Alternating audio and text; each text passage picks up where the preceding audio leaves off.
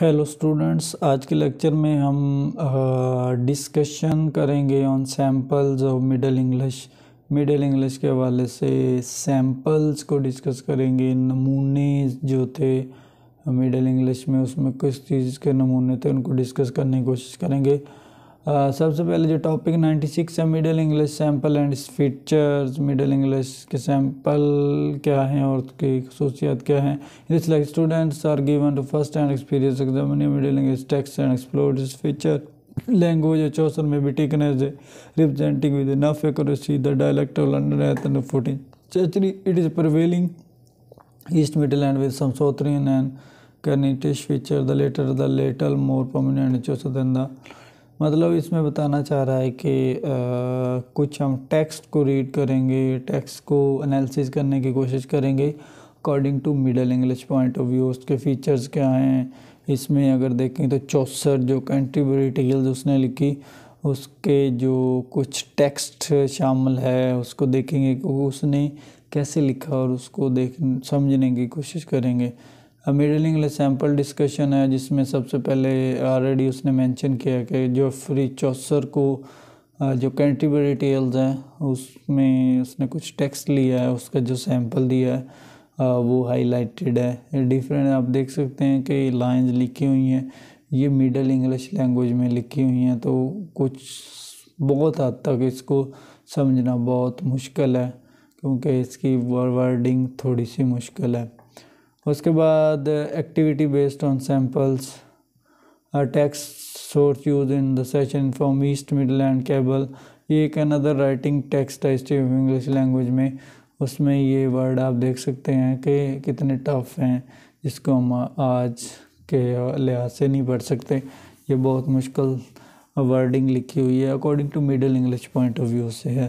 तो तब की इससे पता चलता है कि तब की राइटिंग बहुत ही टफ थी, उसको पढ़ना मुश्किल था।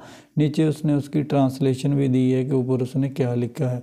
फोनोलॉजिकल एंड मॉर्फोलॉजिकल फीचर, मतलब फोनोलॉजिकल लिहाज से क्या फीचर्स हैं, फोनीम्स क्या थे, वर्ड्स की फॉर्मेशन क्या थी, ये उसने ये एक सैम्पल दिया है और नीचे उसकी एक्सप्लेनेशन भी दी है जो आज की इंग्लिश है उसके हवाले से। अगर हम मिडिल इंग्लिश की बात करें तो उसको पढ़ना हमारे लिए मुश्किल होगा। तो ये कुछ ने सैम्पल जस्ट आपको बताने के लिए दिए हैं कि इस तरह की लैंग्वेज थी। और उसके बाद सिमेंटिक, अगर आप मीनिंग को देखें, सिंटैक्स को देखें, सेंटेंस स्ट्रक्चर को देखें तो इसमें भी काफ़ी सैम्पल्स उसने दिए हैं और नीचे उसकी ट्रांसलेशन भी दी है। ये उसने मिडिल इंग्लिश में लिखा, उसके बाद ये आज वाली इंग्लिश में लिखा ताकि हम इसको पता चल सके कि ऊपर क्या लिखा हुआ, क्योंकि हम उस वक़्त की लैंग्वेज को पढ़ नहीं सकते। तो इसी तरह सिंटैक्स है, उसने सेंटेंस लिखे हैं, सेंटेंस ये काफ़ी सारे हैं, उसकी ट्रांसलेशन भी की है, उसने ये सारी चीज़ें बताई हैं। और एंड वाले पैरा में क्या बताना चाह रहा है, despite this ramble Old English there are also decided differences, this is specially seen in the inflection which are very much reduce compare to Old English. Adjective have lost almost all their ending, there is a plurals, some of them such as but otherwise nothing. For example, mid full smoke wood is in old English have been mid full smoken with inflection for the dative single. The definite article almost invariably in old English of course the definite article was fully declined, the equivalent bit।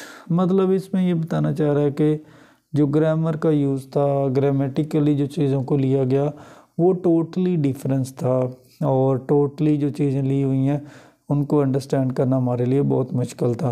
तो इस lecture में कोई ज़्यादा चीज़ें discuss नहीं हुई, जो samples दिए हुए हैं, नमूने दिए हुए हैं मिडिल इंग्लिश लैंग्वेज के हवाले से, जिसमें उसने टोटल जो एक्टिविटीज़ हैं डिस्कस की हैं, जिसमें उसने पहले कैंटरबरी टेल्स का टेक्स्ट लिया है, उसको मिडिल इंग्लिश में लिखा है, उसके बाद उसको ट्रांसलेट किया है आज वाली इंग्लिश में, पोस्ट मॉडर्न इंग्लिश में जिसको हम समझ सकते हैं। उसके बाद उसने फोनीम्स लिए हैं, मॉर्फोइम्स लिए हैं, उसके बाद उसने सिमेंटिक्स मीनिंग्स लिए हैं, सेंटेंस को लिया है और बहुत सारी चीज़ों को डिस्कस किया है। उसमें उसने मज़ीद बताया कि डेफिनेट आर्टिकल फुली डिक्लाइन, मतलब जो हम आज के आर्टिकल की बात करते हैं, उस वक़्त ही आर्टिकल को फुली डिक्लाइन किया जाता था, इनका यूज़ बिल्कुल ही नहीं था। तो ये सारी चीज़ें बताने का मकसद कि मिडिल इंग्लिश में इंग्लिश